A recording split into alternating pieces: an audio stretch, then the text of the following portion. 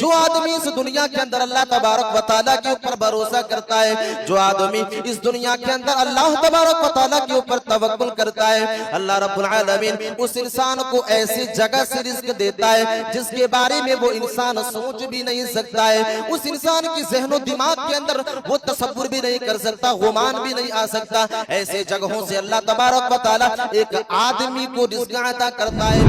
آیت کریمہ ہے، جس آیت کریمہ کے اندر اللہ رب العالمین کہہ رہا ہے کہ رزق کا مالک صرف اور صرف اللہ تبارک و تعالیٰ ہے۔ سوال یہ پیدا ہوتا ہے اللہ رب العالمین کس انسان کی رزق میں برکت کو عطا کرتا ہے؟ وہ کون سا نقطہ ہے، وہ کون سے اسباب ہے جس اسباب کو اپنا لینے کے بعد اللہ تبارک و تعالیٰ ایک انسان کی رزق میں برکت کو عطا کرتا ہے؟ آج کتنے ایسے انسان ہیں جو انسان یہ کہتا پھرتا ہے کہ ہم کماتے تو ہیں، ہم اس دنیا کے اندر روزی کو حاصل تو کرتے ہیں، ہم اس دنیا کے اندر دولت کو حاصل تو کرتے ہیں، لیکن ہماری کمائی میں برکت نہیں ہے۔ اسٹیج پر جلوہ فروز علماء کرام، سامنے بیٹھے ہوئے بزرگان دین، نوجوان ساتھیوں اور مستقبل کے ہونہار بچوں، ابھی میں نے خطبہ مسنونہ کے بعد جو آیت کریمہ تلاوت کی ہے، اس آیت کریمہ کے اندر اللہ رب العالمین اپنے آخری نبی جناب محمد الرسول اللہ صلی اللہ علیہ وسلم کو نماز کا حکم دے رہا ہے، اور ساتھ ہی ساتھ رزق کا وعدہ بھی کر رہا ہے، مال کا وعدہ کر رہا ہے۔ میں آپ لوگوں کو بتاؤں کہ اس دنیا کے اندر چاہے کسی طرح کے بھی انسان ہو، وہ انسان تین چیزوں کو چاہتا ہے کہ دنیا کے اندر وہ تین چیزیں ہمیں مل جائے، اور ان تین چیزوں میں سے ایک چیز مال اور دولت، اور دوسری چیز جب ایک آدمی کو مال اور دولت مل جاتی ہے، اس کے بعد وہ آدمی یہ تصور کرتا ہے، یہ گمان کرتا ہے اور یہ سوچتا ہے کہ ہمیں اس دنیا کے اندر عزت مل جائے۔ اور جب اللہ رب العالمین اس آدمی کو عزت بھی عطا کر دیتا ہے، اب تیسری چیز ایک انسان چاہتا ہے، اور وہ تیسری چیز جو ہے وہ اولاد ہے۔ کوئی بھی انسان ہو اس دنیا کے اندر، کسی بھی زمرے سے تعلق رکھنے والے آدمی ہو، ہر انسان اس دنیا کے اندر یہ چاہتا ہے کہ یہ تینوں چیزیں ہمیں اس دنیا کے اندر مل جائے، مال، اولاد اور عزت۔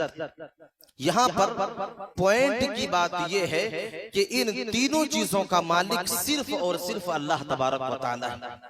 ان تینوں چیزوں کا مالک جس کا ایک انسان اس دنیا کے اندر تصور کرتا ہے، ایک آدمی سوچتا ہے کہ یہ ساری چیزیں، یہ تینوں چیزیں ہمیں مل جائے، ان تینوں چیزوں کا مالک صرف اور صرف اللہ تبارک و تعالیٰ ہے۔ آج کی اس تقریر کے اندر ہم ان تینوں چیزوں میں سے ایک چیز کو جاننے کی کوشش کریں گے۔ اگر وقت رہا تو ان تینوں چیزوں کے بارے میں تفصیل کے ساتھ آپ لوگوں کو بس بتانے کی کوشش کروں گا، لیکن ایک چیز کو سمجھتے ہیں کہ رزق کا مالک کون ہے، اور ہماری رزق میں جو برکت دینے والا ہے وہ کون سے اسباب ہیں، وہ کون سی چیزیں ہیں جن چیزوں کو کر لینے کے بعد ایک آدمی اپنے رزق میں برکت کو پا سکتا ہے۔ سب سے پہلے یہ جانتے ہیں کہ رزق کا مالک کون ہے۔ اللہ رب العالمین قرآن مجید کے اندر ارشاد فرماتا ہے اور اس سوال کا جواب دے رہا ہے کہ اے دنیا والے انسانوں، اگر تمہاری ذہنوں کے اندر یہ سوال پیدا ہو رہا ہے کہ رزق کا مالک کون ہے، دنیا والے انسانوں کو کھلانے والا کون ہے، دنیا والے انسانوں کو کھانے اور پینے کی چیزیں دینے والا کون ہے، اللہ رب العالمین جواب دے رہا ہے وَمَا مِن دَابَّةٍ فِي الْأَرْضِ إِلَّا عَلَى اللَّهِ رِزْقُهَا، کہ دنیا کے اندر جتنے بھی جاندار ہیں، دنیا کے اندر جتنے بھی جاندار ہیں، उन तमाम की तमाम चीजों की रिस्क की जिम्मेदारी सिर्फ और सिर्फ अल्लाह तबारक व तआला के ऊपर है। वही रब कायनात है जो दुनिया वाले इंसानों को रिस्क देता है। वही अल्लाह तबारक व तआला है जो दुनिया वाले इंसानों को खिलाता है। अल्लाह रब्बुल आलमीन एक दूसरी आयत करीमा के अंदर इस बात को और अच्छे तरीके से वाज़ेह कर रहा है। इन्नल्लाह यबसुतुर रिज़्क़ लिमन यशा। अल्लाह रब्बुल आलमीन इस आयत करीमा के अंदर बयान कर रहा है कि वही अल्लाह तबारक व तआला है जो अल्लाह तबारक व तआला दुनिया वाले इंसानों को रिज़्क़ देता है। इन्नल्लाह यबसुतुर रिज़्क़ लिमन यशा व यक़दिर। वही अल्लाह तबारक व तआला है जो दुनिया वाले इंसानों के रिज्क में कुशादगी अता करता है, दुनिया वाले इंसानों के रिज्क को वसीअ कर देता है। और वही है जो दुनिया वाले इंसानों के रिज्क में तंगी कर देता है। मेरे अजीज साथियों, हम इस दुनिया के अंदर देखते हैं और इस दुनिया के अंदर अपने समाज के अंदर मुशाहिदा करते हैं। दुनिया के अंदर कितने ऐसे इंसान हैं जिसको अल्लाह तबारक व तआला ने इस दुनिया के अंदर मालदार बनाया है, अमीर बनाया है। अल्लाह रब्बुल आलमीन ने इस दुनिया के अंदर रुसूखों वाली जिंदगी को अता किया है। हम उसी समाज के अंदर देखते हैं कि दूसरा ऐसा इंसान है जो बिल्कुल गुर्बत में अपनी जिंदगी को गुजारता है, गरीबी की हालत में अपनी जिंदगी को गुजारता है। अल्लाह रब्बुल आलमीन कह रहा है इन्नल्लाह यबसुतुर रिज़्क़ लिमन यशाअ व यक़दिर। वही अल्लाह तबारक व तआला है जिसके रिज़्क में चाहता है कुशादगी अता कर देता है, जिसके रिज़्क को चाहता है बढ़ा देता है और जिसके रिज़्क में चाहता है कमी ला देता है, जिसके रिज़्क में चाहता है तंगी ला देता है। यानी रिज़्क का मालिक सिर्फ और सिर्फ अल्लाह तबारक व तआला है। वही अल्लाह जिसे चाहता है रिज़्क देता है और जिससे चाहता है रिज़्क को छीन लेता है। मेरे अजीज साथियों, अल्लाह तबारक व तआला एक दूसरे आयत करीमा के अंदर बयान कर रहा है वयरज़ुक़हु मिन हैसु ला यहतसिब, कि जो आदमी इस दुनिया के अंदर अल्लाह तबारक व तआला के ऊपर भरोसा करता है, जो आदमी अल्लाह तबारक व तआला के ऊपर तवक्कुल करता है, अल्लाह रब्बुल आलमीन उस इंसान को ऐसी जगह से रिज़्क देता है जिसके बारे में वो इंसान सोच भी नहीं सकता है। उस इंसान की ज़हनो दिमाग के अंदर वो तसव्वुर भी नहीं कर सकता, गुमान भी नहीं आ सकता। ऐसे जगहों से अल्लाह तबारक व तआला एक आदमी को रिज़्क अता करता है।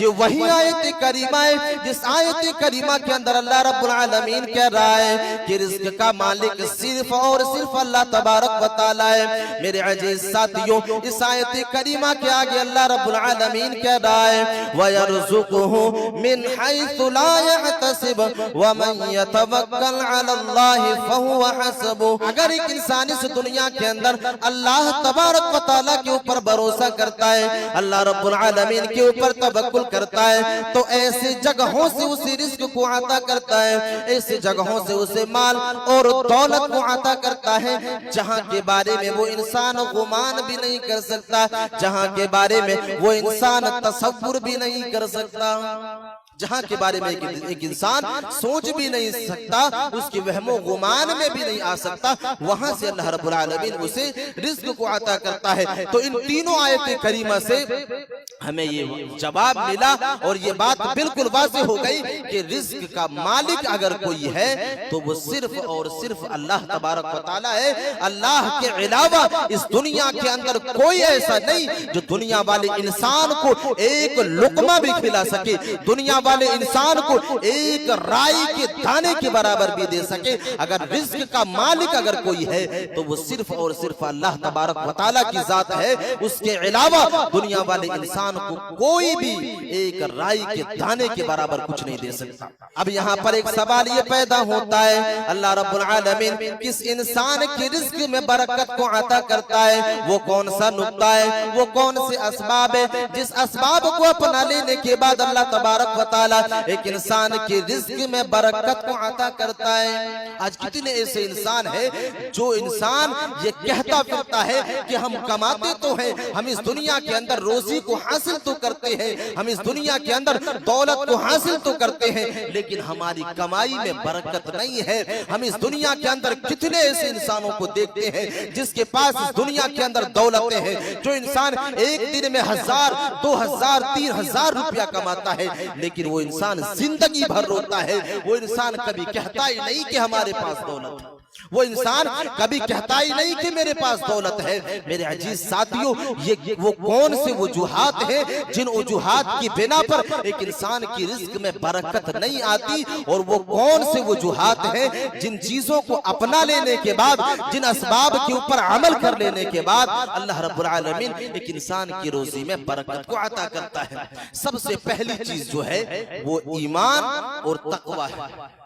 سب سے پہلی چیز ایمان اور تقوی ہے. ایک آدمی کے اوپر یہ لازم ہے, ضروری ہے کہ ایک اللہ تبارک و تعالیٰ کے اوپر ایمان رکھے. ایسا ایمان نہیں جس طرح کا ایمان آج ہمارے اور آپ کے اندر موجود ہے. ہم اور آپ اللہ رب العالمین کو اپنا رب تو مانتے ہیں, لیکن جیسے ہی بیماریاں مسلط کی جاتی ہے ہمارے اوپر, جیسے ہی تکلیفوں سے دوچار ہو جاتے ہیں, فوراً غیر اللہ کے سامنے سجدہ کر دیتے ہیں. جیسے ہی ہمارے اندر تکلیفوں کا دور شروع ہوتا ہے, فوراً قبروں کے سامنے سجدہ کر دیتے ہیں, فوراً غیر اللہ کے سامنے اپنے جبین نیاز کو خم کر دیتے ہیں. ایسا ایمان نہیں, بلکہ ایسا ایمان جو صرف اور صرف اللہ تبارک و تعالیٰ کے اوپر ہو. وہی مشکل کشا, وہی روزی دینے والا, وہی داتا, وہی تکلیفوں سے نکالنے والا, وہی دکھوں کو دور کرنے والا. ایسا ایمان ایک انسان کے اندر ہونی چاہیے.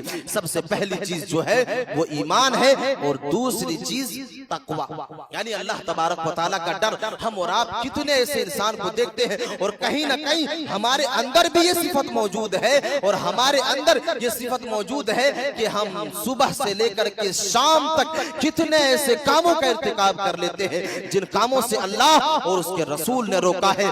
اللہ تبارک و تعالیٰ سے ڈر کر کے ایک انسان اگر اس دنیا کے اندر زندگی کو گزارتا ہے تو رب کا یہ دعویٰ ہے اور رب کا یہ فرمان ہے, یہ قانون ہے کہ جو آدمی ایمان کو لے آئے گا, ایمان کے بعد تقوی کی حالت میں اپنی زندگی کو گزارے گا, ہم اس کے لیے آسمان سے برکت کے دروازے کو کھول دیں گے.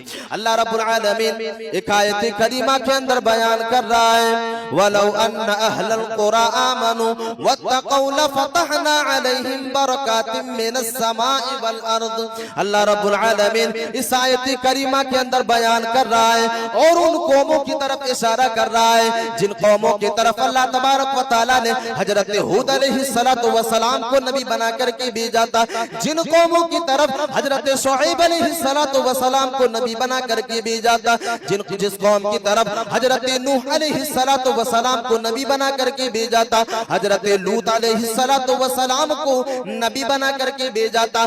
جب اللہ تبارک و تعالیٰ نے ان قوموں کی طرف ان لوگوں کو نبیوں بنا کر کے بھیجا, جب ان نبیوں کو رسول بنا کر کے بھیجا تو ان کے قوم والوں نے ان نبیوں کے اوپر ایمان لانے سے انکار کر دیا. اللہ رب العالمین ان قوموں کی طرف اشارہ کرتے ہوئے بیان کر رہا ہے, وَلَوْ أَنَّ أَهْلَ الْقُرَىٰ آمَنُوا وَاتَّقَوْا لَفَتَحْنَا عَلَيْهِمْ بَرَكَاتٍ مِّنَ السَّمَاءِ وَالْأَرْضِ. اگر یہ لوگ ایمان لے آتے اللہ تبارک و تعالیٰ کے اوپر, اگر یہ بستی والے اللہ تبارک و تعالیٰ کو اپنا معبود مان لیتا, اگر اللہ تبارک و تعالیٰ کو اپنا حاجت روا مان لیتا, اگر اللہ تبارک و تعالیٰ کو اپنا مشکل کشا مان لیتا, وَلَوْ أَنَّ أَهْلَ الْقُرَىٰ آمَنُوا وَاتَّقَوْا لَفَتَحْنَا عَلَيْهِمْ. اور اللہ تبارک و تعالیٰ سے ڈرنے لگتا, حرام چیزوں کی ارتکاب کر لینے سے پہلے اللہ تبارک و تعالیٰ سے ڈر جاتا تو ہم اس کے لیے آسمان سے برکت کو نازل کرتے, ہم اس کے لیے برکت کے دروازے کو کھول دیتے. لَفَتَحْنَا عَلَيْهِمْ بَرَكَاتٍ مِّنَ السَّمَاءِ وَالْأَرْضِ. ہم آسمان اور زمین میں ان کے لیے برکت کے دروازے کو کھول دیتے.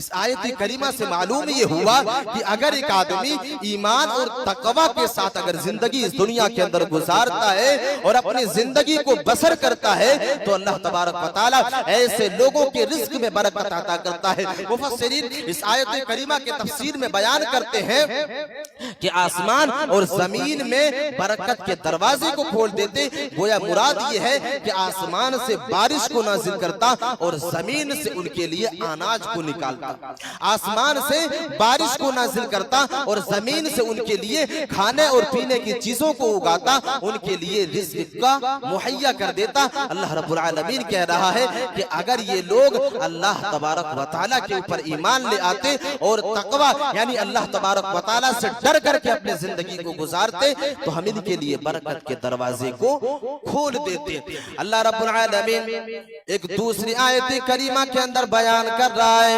वमन यत्तक़िल्लाह यजअल लहू मखरजा।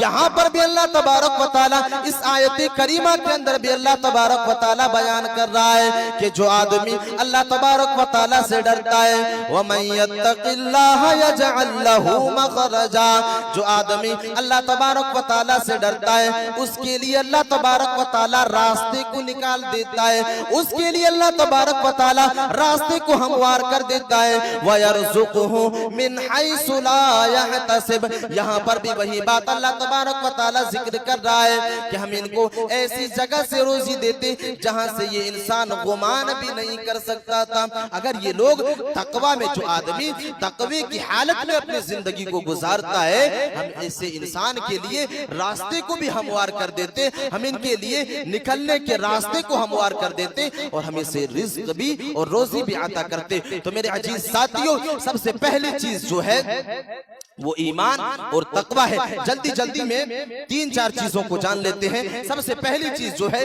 वो ईमान और तकवा है। एक आदमी अल्लाह के ऊपर ईमान लाए और तकवा की हालत में अपनी जिंदगी को गुजारे। उसके बाद दूसरी चीज जो